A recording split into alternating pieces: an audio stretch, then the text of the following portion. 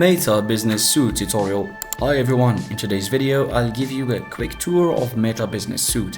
It's a powerful tool for managing your Facebook and Instagram business accounts. Let's dive in and get you set up. Start by logging into Meta Business Suite at business.facebook.com. Use your Facebook credentials to access the platform. If you haven't set up a business account yet, you'll be guided through the setup process. Once logged in, you'll see the main dashboard, and here you can view notifications, insights, and recent activity. The dashboard provides an overview of your business's performance and upcoming tasks. To manage your Facebook and Instagram pages, go to Pages tab on the left, and you can switch between different pages, review page insights, and create posts for Instagram.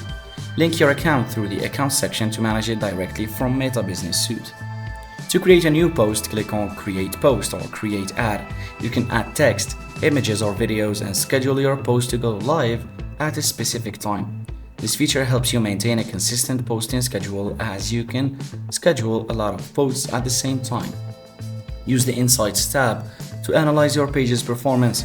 Here you can track engagement, reach, and other metrics. This data helps you understand what's working and adjust your strategy accordingly.